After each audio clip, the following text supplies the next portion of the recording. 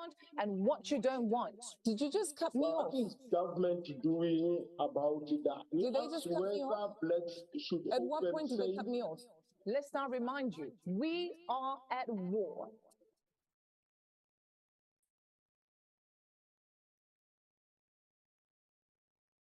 One voice that Ambazonia is free and shall remain free. So, fellow Ambazonians, we are right here at the White House in Washington, D.C. Right here in Washington, D.C. And this is just the first of many videos that will be taken of this event today. So, yeah, Ambazonians are celebrating their Independence Day on the 1st of October. This very day when Ambazonians decided that they will no longer remain as slaves on our world. All right. Well, this is Worldview. Welcome to the show and thank you for joining me. I'm Yvonne Katsande. And so today we discuss some matters pertaining to Africa. Maybe I'll start off with a question. Is self-determination a crime or is it circumstantial? What for the people of the former British Southern Cameroon, part of that country, popularly known as Ambazonia? You know, 100 years ago, Ethiopia joined the League of Nations, and the emperor soon came to plead before it when his country was brutally attacked, asking them to support Ethiopia against Italian fascist aggression. The League failed then, and the question is today, so-called world governing body, let's talk about the United Nations, any better at stopping aggression than the League was? Or are they even interested, or is it about serving their own interests? Recent African military takeovers may signal a paradigm shift, especially with young Africans flexing their muscles against, some draconian leaders, if I may call it, who've conspired to stay in power for so long. There are coups, and the rest of the world needs to make distinctions. It's not so simple anymore.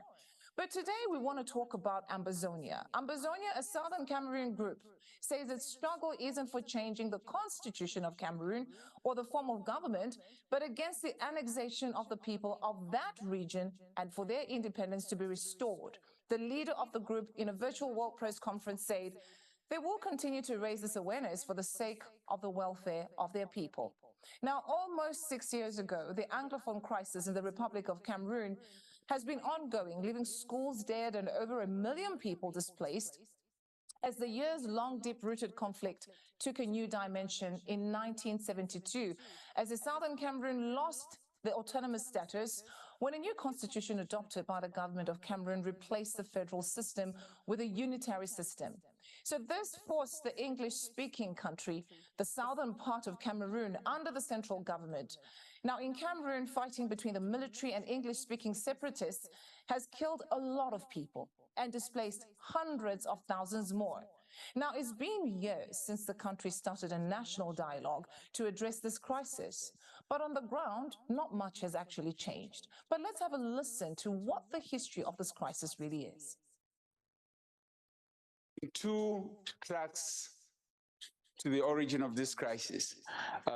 In October last year, it began as a series of grievances from various sectors, notably teachers and lawyers in Anglophone Cameroon, who complained about the educational system and the fact that the Anglo-Saxon educational system was being watered down because non-Anglophone teachers were being posted in schools to teach kids in English.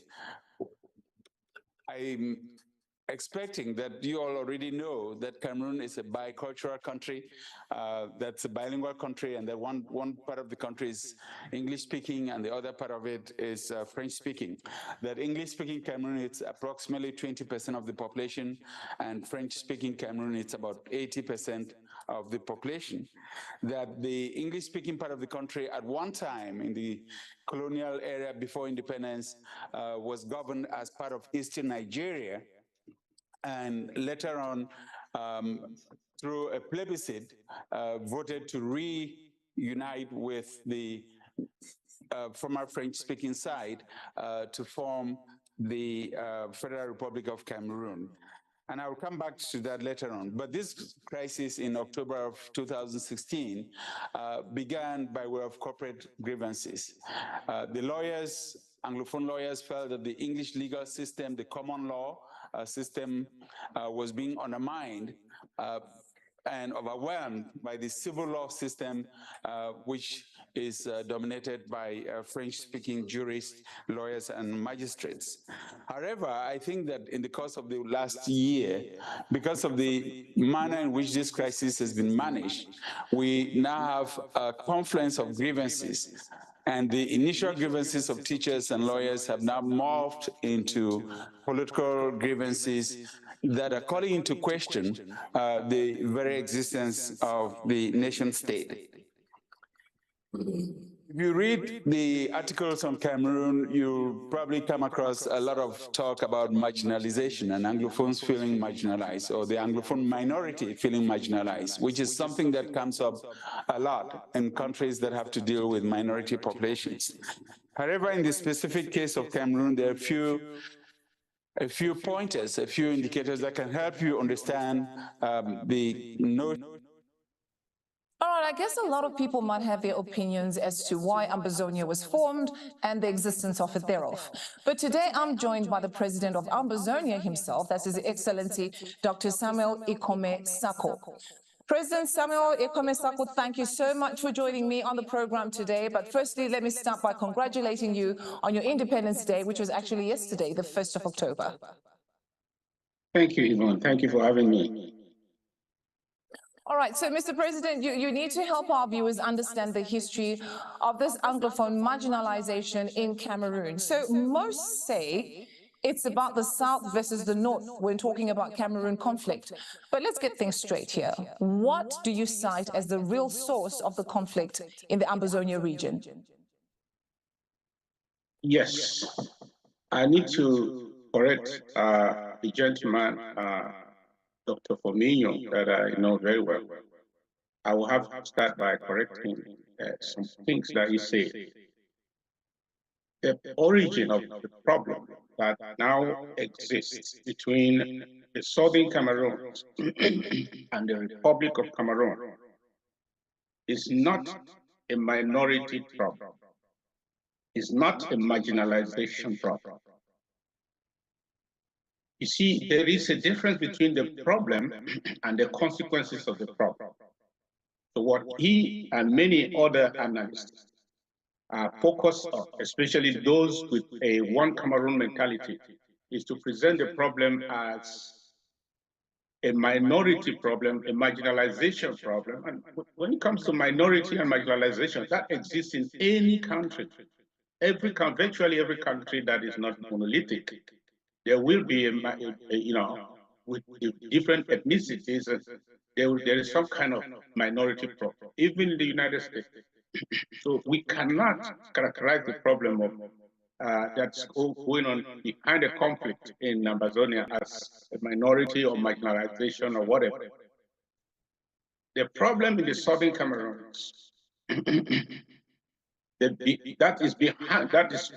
what caused the war that is going on is annexation. The Southern Cameroon's Ambazonia has been annexed by the Republic of Cameroon, and that is way back from 1961. So, and we were kept through the use of force. And because of the world order, we did not stand a chance to stand against the whole world at that time, because rejecting and resisting them would have been standing against the whole world combined, because of the ideological divide that existed, the Cold War, because it was concluded by a certain international complicity that we were too small to be left to enjoy the fullness of our independence, but they would grant us independence by joining. We'll be independent, but we must join in a federated arrangement. You see, a federated arrangement This is the first federation that is mandated by the United Nations. Mostly, federations are not conceived by or mandated by the United Nations. They are mandated. They are conceived by a nation. The parliament sits down and says, "This is the form of government we want." But that was not the case of Cameroon. It was mandated by the United Nations on the articles of independence and resolution 1608. So, in other words, it was a semi-confederation that was mandated by the United Nations, that two states should come together and form a new state and agree on the terms, sign an agreement. Of course, according to the United Nations Charter, such an agreement or a treaty will be deposited at the United Nations so that their boundaries can be, of course, their boundaries from that moment, their boundaries can be revised.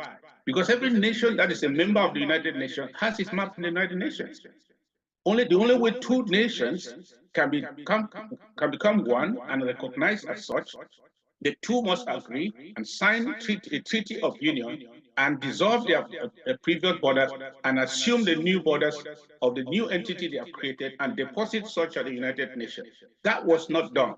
So we were forcefully annexed and our institutions dissolved, because by the time we came together in this arrangement that failed, we had a government, we had a prime minister who was the head of government, we had all institutions of state, we had a police force, we had everything, we had a parliament, and we came into this arrangement.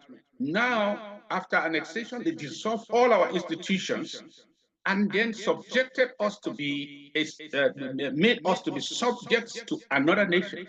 So that's called what? That's annexation. The rest are the consequences of the annexation. So when you, otherwise, if you call it marginalization, every other part of the so-called Cameroon has a story of marginalization, has a story of some kind of minority, because there are many tribes, so many tribes, I think close to 200 tribes in Cameroon. So there will be here and there problems of marginalization. We are not a tribe. We are not just a linguistic group. We are a country duly recognized with internationally recognized borders demarcated by the League of Nations. Our pillars are there. So we came into this union as gentlemen to form the first Pan-African example that would have really existed today. It would have been the Federal Republic of the Cameroons that the United Nations mandated. Now, they rejected it, and they said, they call it reunification. And I heard the gentleman say there was reunification. There was nothing like reunification. They described it as reunification because that's the code word for annexation. In reality, it was a unification of two states of equal status. Does it sound like reunification? No. Reunification is the mentality that they have conquered us back. Therefore, that's annexation. We're not conquered. We came through a political process to join a brother who had been under French administration for more than 40 years. We were under the British administration under the United Nations for more than 40 years. We have achieved self-government. They have achieved self-government, and the United Nations said, by their own decision. It wasn't our decision that we should form a confederation of two states of equal status. And instead of that, they annexed us. They dissolved our institution, dismissed our prime minister, dissolved our everything, and then sent gendarmes and took over our territory and started targeting our political leaders. Many of them have been eliminated. Some of us are on exile. Many years before even the escalation from 2016 was not the beginning of the problem. It was an escalation of the problem because we got to the point where all facets of our society decided that enough is enough. What they call civil society is everything that was left of the Southern Cameroon. All institutions haven't been dissolved. These are the people who said enough is enough. The solution is to go back to our sovereignty. Otherwise, we will continue to be as slaves to you people. And then they started using helicopter gunship to shoot us from the air and kill thousands and impose an internet blackout for 3 months plus, and kept killing us, extracting people, killing them. And our people had to find a way naturally to resist and survive. Okay, so President Sako, can you confirm that you actually had a border that completely separated Cameroon and Ambazonia? Oh, yes. The border was established in 1929 by the League of Nations after the First World War. That means we have pillars that divide us as two separate nations. Yes. Very interesting. So does this mean that this conflict has nothing to do with the differences in language? Can you dispel or confirm whether this conflict stems originally and solely from differences in languages, or this is just something that is neither here nor there? It has nothing to do with the differences in language. The difference in language is part of the consequence of having been annexed. One of the language, one of the other people, the other side, which was this, the annexed, the one who annexed us, decided to impose himself and everything as is done by anyone who annexes another. So, but describing that as the problem is an oversimplification. The real problem was that of annexation. Where is the question? Before you know that there is annexation, here's the question. The United Nations mandated the creation of a federation of two states of equal status. And that should be called, if you read the United Nations text, it was supposed to be the Federal Republic of the Cameroons. Where is it? Where is that Federal Republic of the Cameroons? No. When they annexed us, they simply knocked that out of the way. They dissolved it. It was a facade that they used to get our fathers on board. I refused to sign the Treaty of Union. I said, we don't need it. And they did every fraud. They committed every fraud to dissolve a federation that was instituted by the United Nations.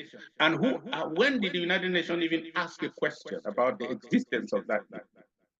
So you know what I find interesting is that you're very right to say that it was actually called the Republic Federal of Cameroon. We've read about that time without number. There are articles that actually confirm this. Now, is this being actually taken seriously by the so-called international bodies? In my intro, I spoke about the League of Nations that seemed to have been offering support for Ethiopia, but Ethiopia was left to hang. And I think it's more or less similar like what you're explaining. The United Nations, has it taken any firm stance? No, they will not be here. Our forefathers were ignored because it was more about the interest, whatever the interest was. And the interest wasn't about our own survival as a people, our rights. Today I hear about human rights. Our right to self-determination, what did not matter. The fact that we are a self-governing people from 1953 to 1961, we were governed by our own leaders, elected leaders. We had a vibrant democracy. In fact, better than many countries have today, we had in the 50s. In the 1954, we elected our first premier or House of Assembly, and the House of Assembly produced a premier. We had a premier, a prime minister. And by four years after that, we had another general election. And the opposition won and succeeded the government, the ruling party. And there was a smooth transition, no bullets. That is 1958. Then by 1961, we found ourselves forced by the international system to accept to be independent by joining. Just even linguistically, you see the nonsense. How do you become independent by joining? So that was the conspiracy that brought us into this place. And yes, that actually sounds like these are crimes against humanity. So then who will be held responsible for such crimes of, dissolving a country that was recognized and then nobody says anything?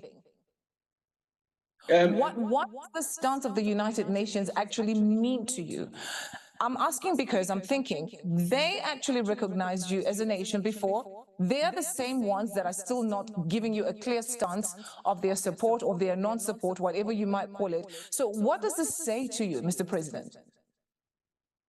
We are really we don't know. We are disappointed because of the of the double standard of the international community.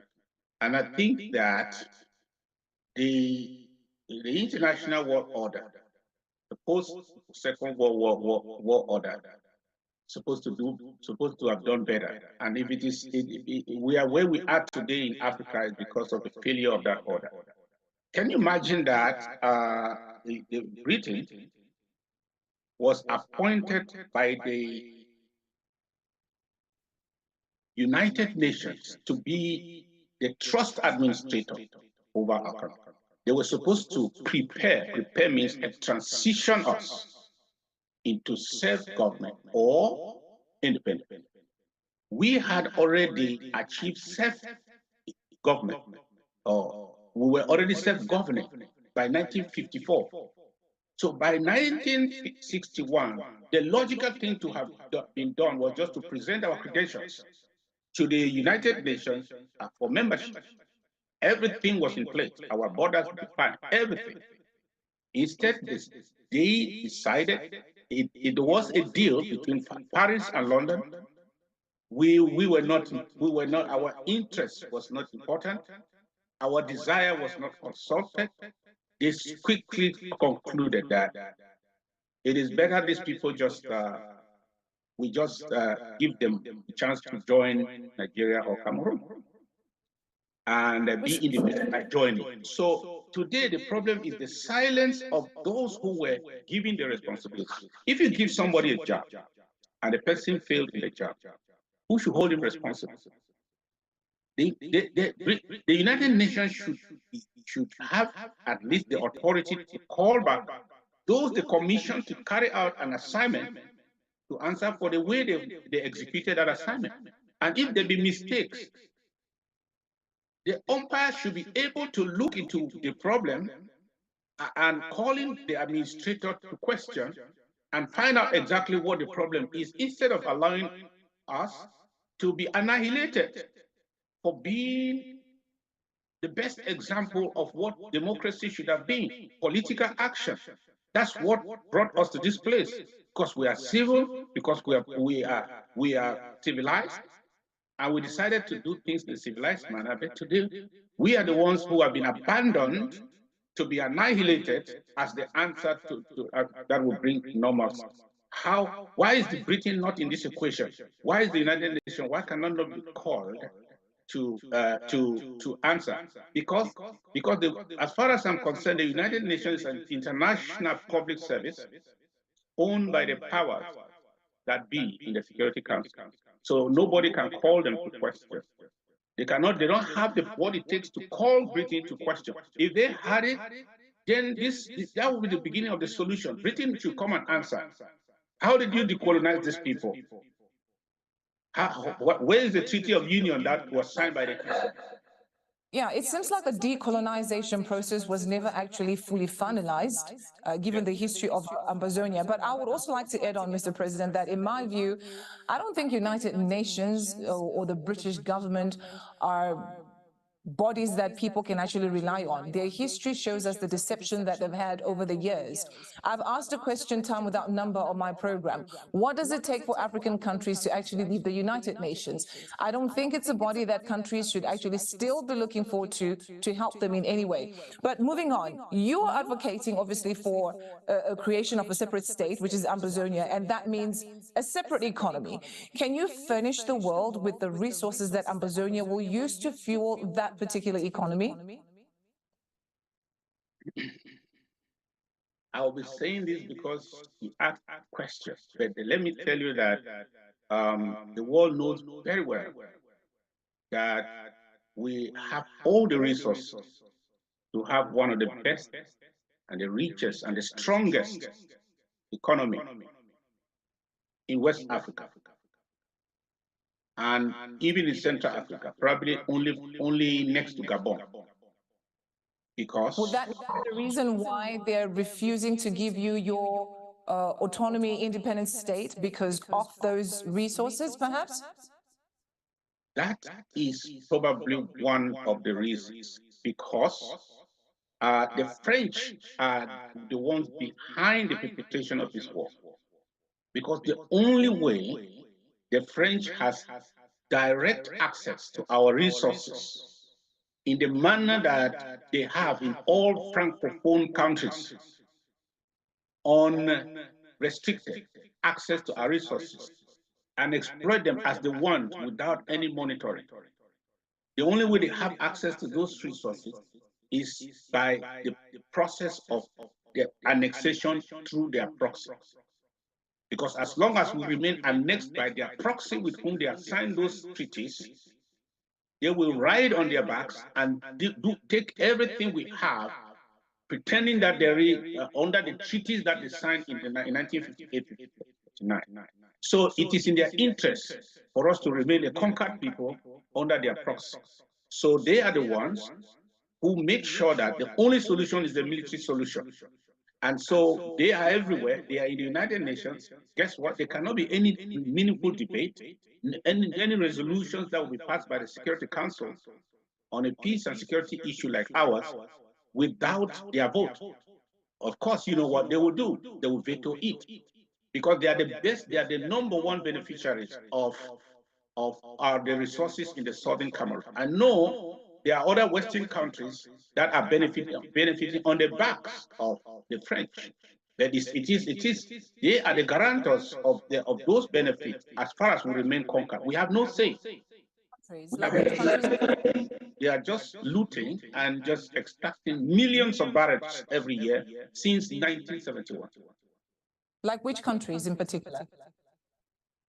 You know how these multilateral multinationals operate. Many of them, you can hear a company established in France, or it has a French name, but the shareholders are American.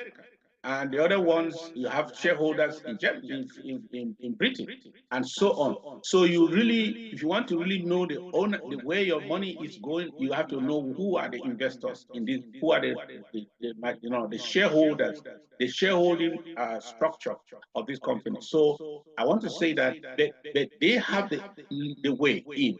They have the political guarantees by coming from who? From the French. We have many companies. We have many companies that are doing business. Some of them have offices all over the world. They are multinational. They have offices in America, offices in the EU, offices even in China. There's capital coming from all over the world. They're guaranteed by who? By those who have the political infrastructure, which is the French. So, and you know that all the taxes, they are paying taxes to them, and they are exploiting them, these resources, under the terms dictated by the French. So they are the guarantors. So they are the ones keeping, they would rather that we are conquered than that we get to a level of autonomy or freedom that we have to decide who to work with and what the terms of our agreement, business arrangement with any country whatsoever. They don't want that power to return to us. That is going to bring me to my next question, to say that, are you partners, or do you intend to ally with another supposedly maybe so-called separatist movement? Especially, I'm talking to maybe a nation across from your country. And for this, for example, I mean Nigeria.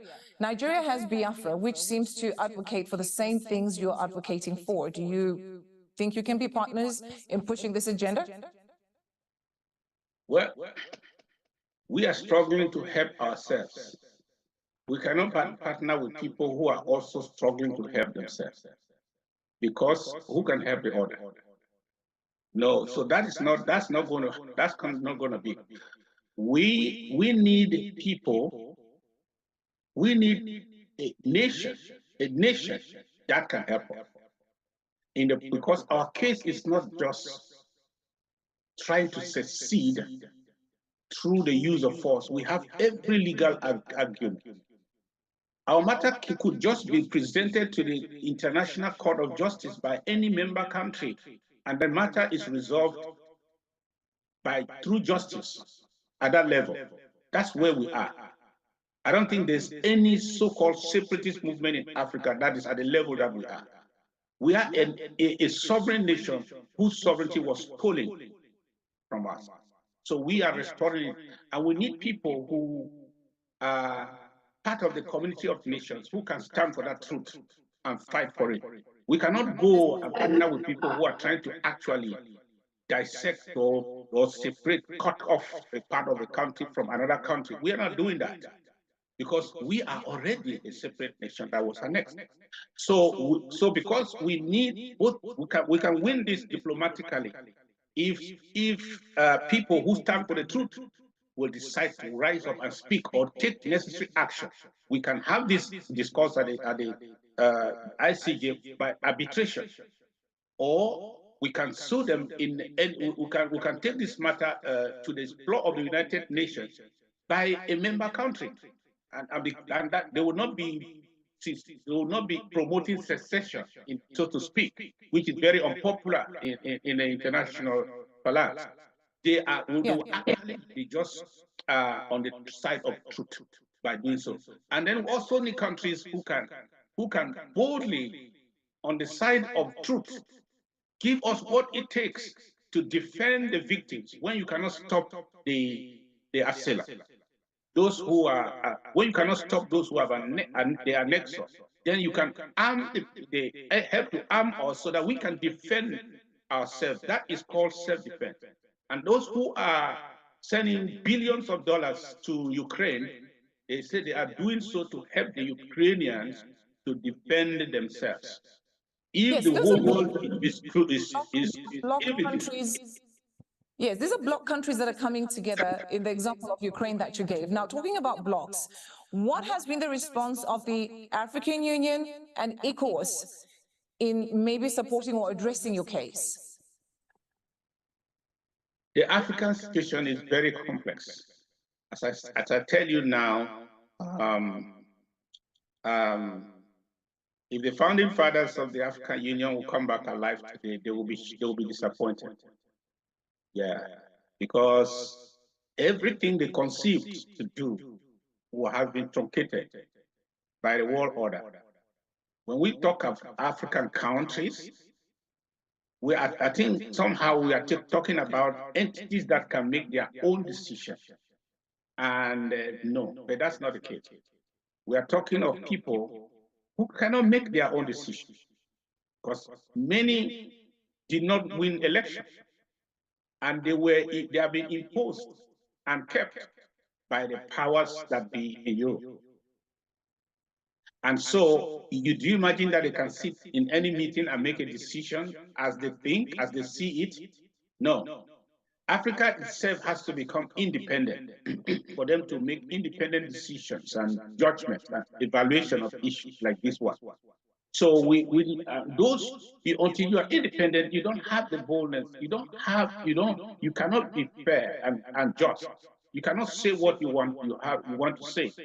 You cannot do what you want to do unless the master that you still have over you agrees with you. That's what we have in the AU. That's what we have in all these regional bodies. Now you can see it in ECOWAS. You can see it in the CEMAC. Those are all Western clubs, completely dominated. They dictate what they do and what they don't do. They dictate their agenda. How? Because of the kind of leaders that we have had, not now. If I say what the leaders we have, I'm talking about the current leaders, not because of the kind of leadership that we have had in all these countries. The real patriots and nationalists in Africa, where are they? Where are the Julius Nyerere? Where are the where are the Mugabe? Where are the man of Libya, Gaddafi? Where are those people who thought like Kwame Nkrumah? They've either been killed or they have died naturally and they are no more. And we have a new crop of leadership that have been taught that the only way they can survive politically was to continue to pay allegiance to the West and subject themselves to whatever they want, their desires, and do so. And that as long as they do so, they will be there. They will be there. People have to go to Europe to seek endorsement before they can run for election. That's what we have. That's what we have. So we don't have independent countries and their funding. Go and look at the funding of the AU. Where are the funds coming from? It is a shame. Go and look at the funding of all these regional bodies. They make sure that they fund them. They're all depending on the West to survive. That's not supposed to be. I think if you go to the Asia, that's what is happening. Their regional organization needs funds and all their money is coming back from somewhere. No, they raise the money. Now, the Cameroonian government came out to say that they have not accepted any help from foreign countries to play the role of mediator. In fact, they actually denied ever asking Canada for intervention. So why is that Canada can peacefully govern itself without the perils of the Anglophone, Francophone differences, but Cameroon is impaled by the same differences? An external third hand, perhaps? Say it again. I couldn't quite get it. Yes, I was saying that the government of Cameroon came out to say that they have not accepted any help from any foreign country to play the role of mediator. In fact, they denied ever asking Canada for intervention. Is that true, though? Maybe I should ask that. Is that true that they didn't ask Canada to intervene? Yeah, it was a phony agreement. I don't know what their discussion was, but I was informed by the Canadian ambassador at that time when the initiative was put in place that their prime minister of Cameroon approached the Canadian government to help initiate a not as a mediator, but just help them to provide a venue for a meeting between certain actors that not the government. They told me clearly that there was nobody in the part of the government of Cameroon, but that there was civil society and some people, politicians. They will they want to meet in Canada with the leaders of Ambazonian. So, so it did not rise to, for me, it did not rise to the level that I should call government to government, because the people who are actually killing our people, I asked the ambassador, are they on the table? The government, is there anyone that is appointed by BIA that will be leading that delegation? And he told me no. He gave me 11 or 12 names. He did not disclose them, of course. They told me there are 12 names. I said, is any of them an appointee, part of the cabinet of Pobia? He said, no. The prime minister said that the people have the blessing of Pobia. I said, today, with an absent leader like Pobia, everyone comes and say he has the blessing, the high instruction of the head of state. I said, so I cannot agree with that. If he believes that if he has endorsed the process, then his appointee should be able to lead the delegation that will come back and report to him. And I said that looked like a bridge to nowhere. It's just a waste of my time. So I refused to participate in that. Some people, some activists went to Canada and met with those individuals who came.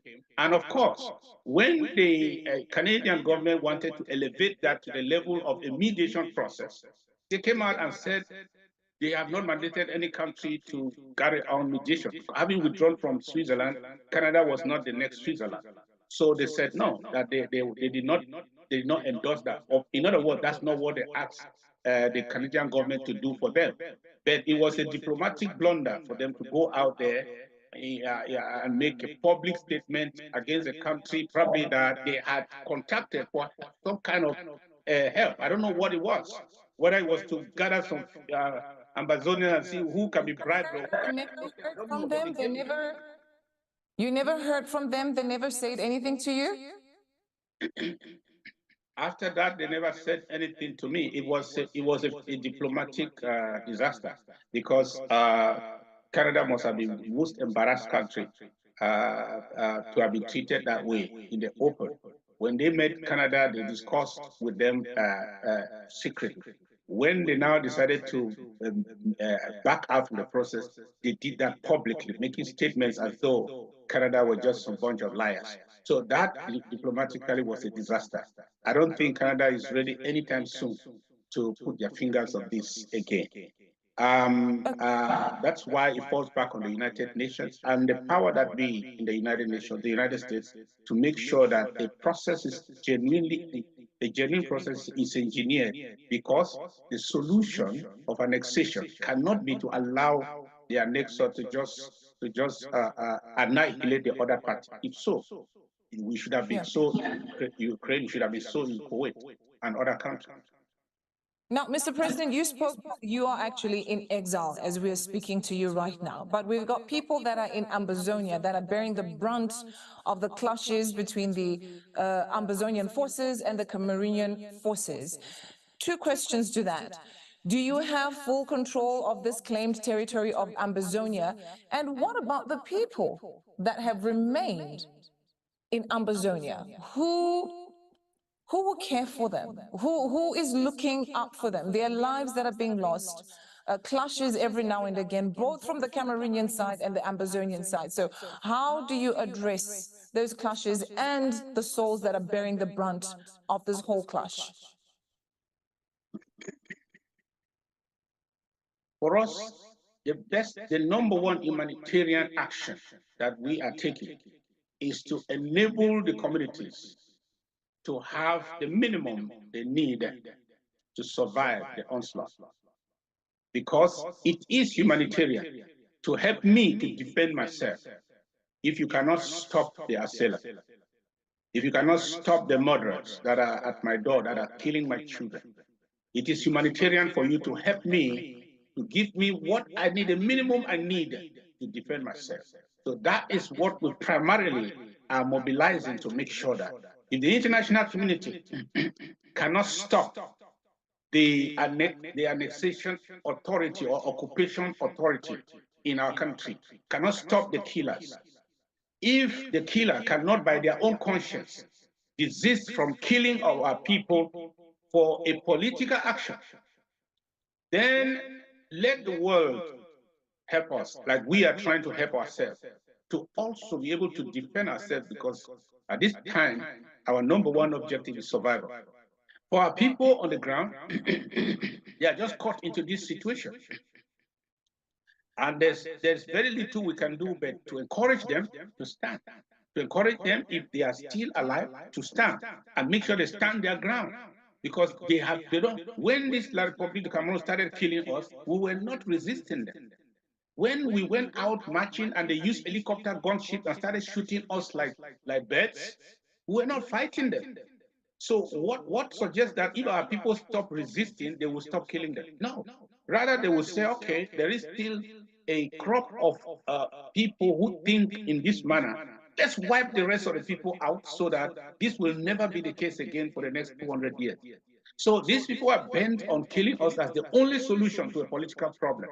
So our people are surviving. They are surviving on nothing. I know many have died of hunger. I know many have died of gunshots, bullets. But hey, I'm saying that in this war of independence, some will survive. Some will survive. Now it is something greater than all of us. I don't think about my own life again now. I'm thinking about the survivor of a nation. Because there comes a time in a country where the survivor of the collective is greater than the survivor of the individual. It was so in the United States. It was so in any country that is truly independent. There was a time that some people put their lives on the line. And they said, even if we are no more, even if we are taken out in the process, let us be quick for our people and our children and our generations to come, a free nation that is indeed free. That is where we are today. If you ask this question to the other side, who are the ones on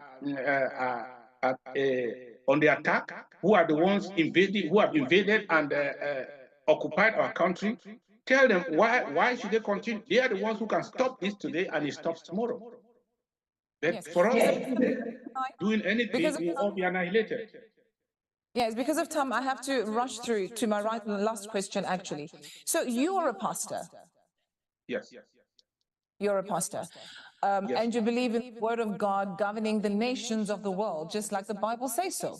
Yes. Okay, now before I actually get into the details of that question of mine, I want to show you a video of also another man of God who has been preaching about the nations of the world, what is currently happening to the different nations of the world, and how we can actually tackle these problems. Have a listen to Reverend Dr. Chris Oyakilome, DSC, Who would have thought? Who would have thought? Look at it. Now Nebuchadnezzar, king, or Nebuchadnezzar, some of the versions, king of Babylon, gave charge concerning Jeremiah to Nebuzaradan, the captain of the guard, saying, take him and look well to him, and do him no harm, but do unto him even as he shall say unto thee. Look at that. Who would have thought that the king of Babylon, Nebuchadnezzar, will give commandment concerning the prophet Jeremiah and say to his captain of the guard, whatever Jeremiah wants, do for him? Who would have thought such a king would have done that? But he did. Ezra chapter 1 verse 1. Book of Ezra. Let me read to you. Now in the first year of Cyrus, king of Persia, that the word of the Lord by the mouth of Jeremiah might be fulfilled, the Lord stirred up the spirit of Cyrus, king of Persia, that he made a proclamation throughout all his kingdom, and put it also in writing, saying, watch, this is the king of Persia. Look at what he did. Thus said Cyrus, king of Persia, the Lord God of heaven hath given me all the kingdoms of the earth, and he hath charged me to build him an house at Jerusalem, which is in Judah. Who is there among you of all his people? His God be with him. Let him go up to Jerusalem, which is in Judah, and build a house of the Lord God of Israel. He is the God which is in Jerusalem. King of Persia gave that decree and said, God has charged me to build him a house in Jerusalem. Now all his people who want to go help build, go to Jerusalem. They were in captivity in Babylon. Mr. President, I really would have loved for you to listen to that whole full video, but because of my time. Now, my question to you is, you're a man of God and you know what the Bible says about the nations of the world. What then is your message right now to anybody who's listening, talking about Ambazonia? Some people didn't even know Ambazonia actually exists. And I guess today this show might have revealed, you know, that there is a nation called Ambazonia. There are a people called Ambazonia. But how then, or what then is your take on how people can live peacefully, especially under such circumstances where now there are clashes, people's lives are being lost, but using the word of God? Is Ambazonia a nation that believes in God? Yes, Ambazonia is a nation that believes in God. Not just by a mere confession of it, but by the way we have conducted ourselves in the midst of the highest provocation, the highest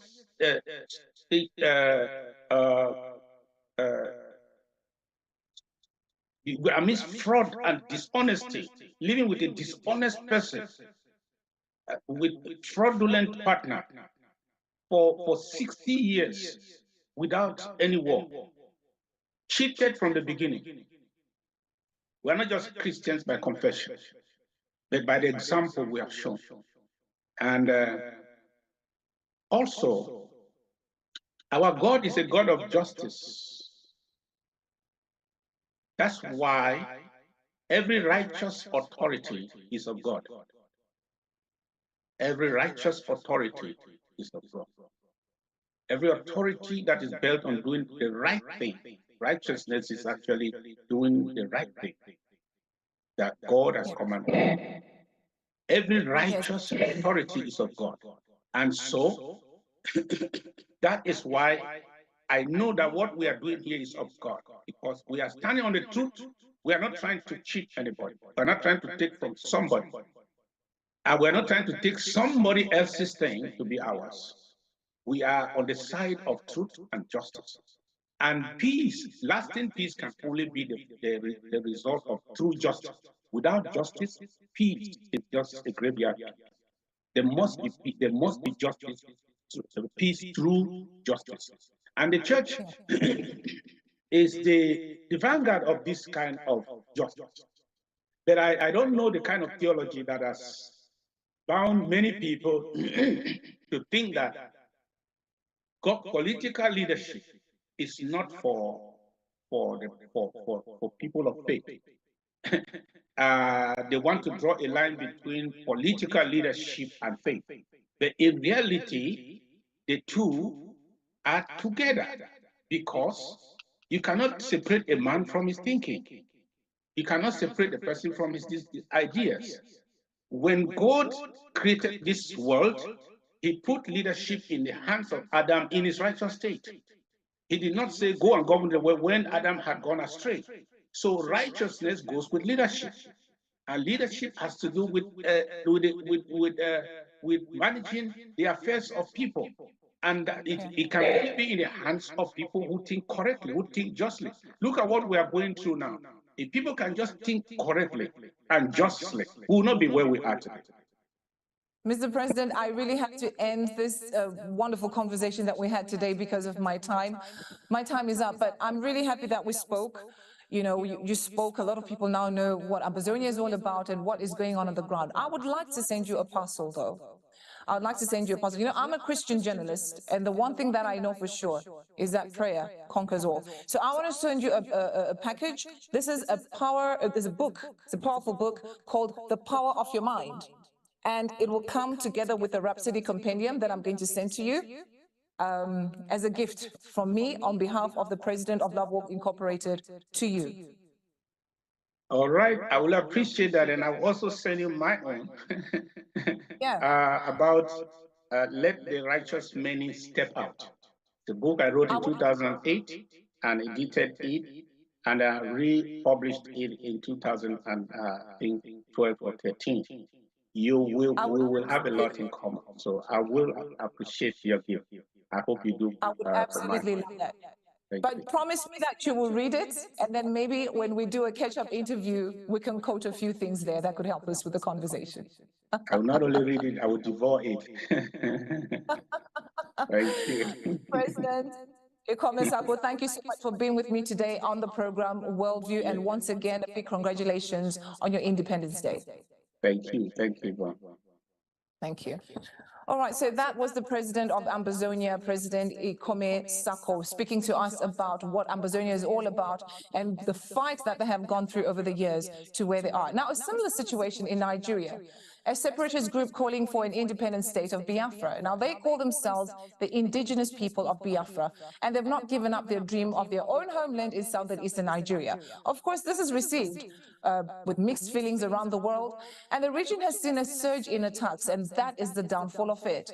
Nigeria's security forces launched an operation to quell the violence, which many fear may lead to a new war. But just like you heard, reports from Cameroon indicate that the English-speaking separatist militias have joined forces also with those Nigerian counterparts. But President Sako just actually told us what exactly is going on there.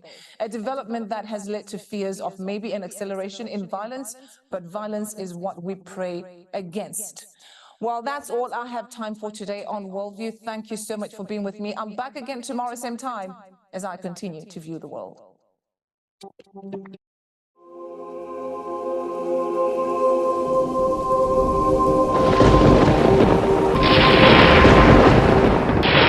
Forgotten voices. Forgotten voices. Forgotten voices. Forgotten voices. Forgotten voices. Forgotten voices. The humanitarian crisis in southern Cameroon. The Norwegian Refugee Council has identified the ongoing war between the Cameroons as one of the most neglected crises in the world. Today, we examine the heartbreaking story of the humanitarian crisis faced since 2016 by my people, the people of the Southern Cameroons, also known as Ambazonia. At the look of things, you can see the fingerprints of France and Britain on the maneuvers.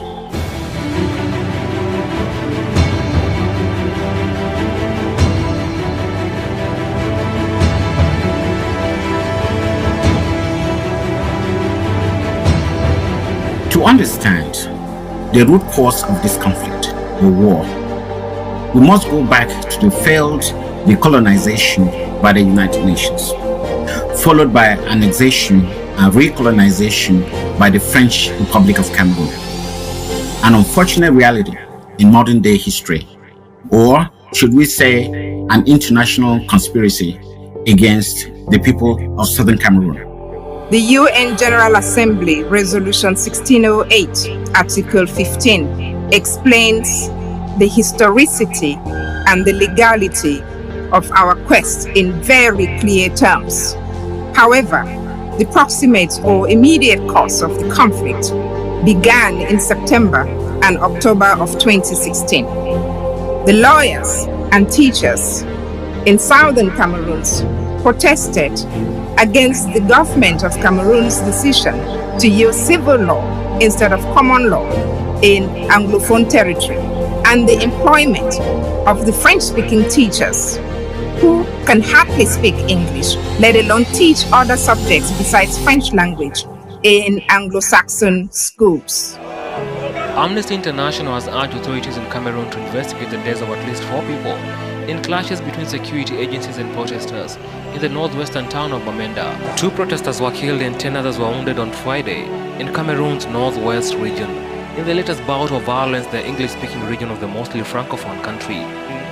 Shooting, flogging, some of them raping others. Instead of addressing the issues raised by the protests, the government responded with arrest and torture, leading to the widespread resistance.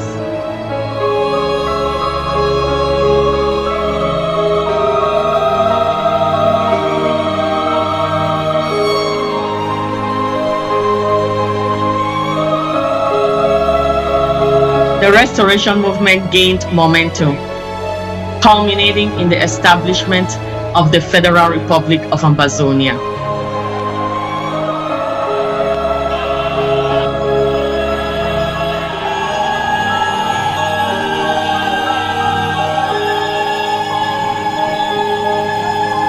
On October 1st, 2017, the people of the Southern Cameroons declared the restoration of their independence, marking the beginning of the liberation movement.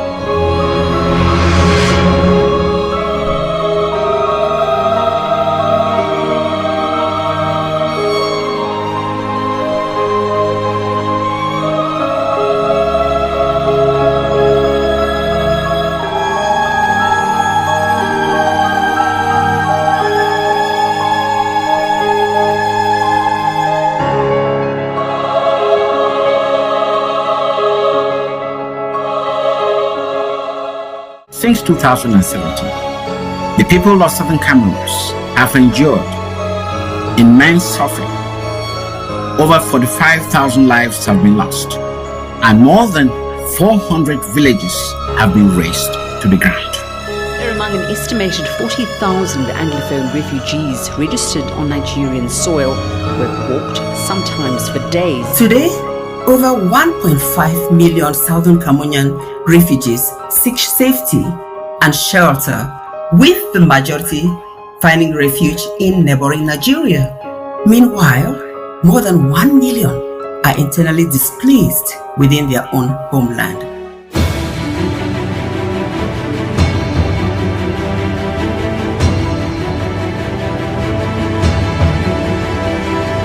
Over 1,500 prisoners of conscience, language, in jails without due process.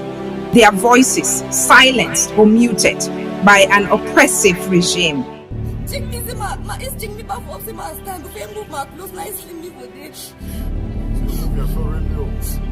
So it happened now so for petrol stations.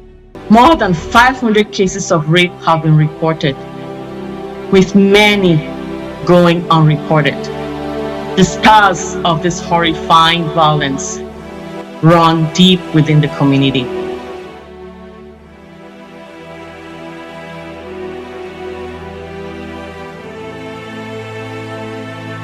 Thousands of Southern Cameroonian men, women, and children bear the physical and emotional scars of war, enduring permanent injuries and trauma.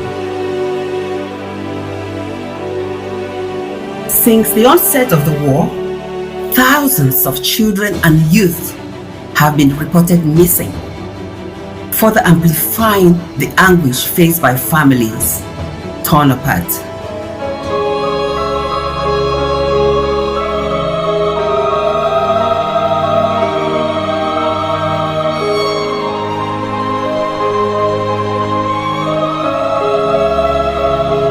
Over 20 massacres have occurred, leaving behind numerous documented and unknown mass graves, casting a dark shadow over the region's future.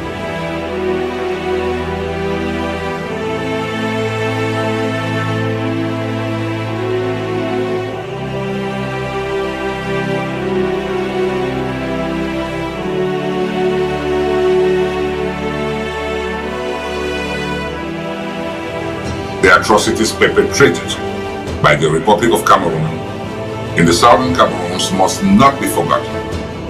We must shed light on the untold stories, demanding justice and international recognition. Thank you for joining us today and listening to the story of a people abandoned by the international community. Our fight for international recognition and self-governance continues. For more information and to support our cause, visit www.ambazoniangenocidellibrary.com.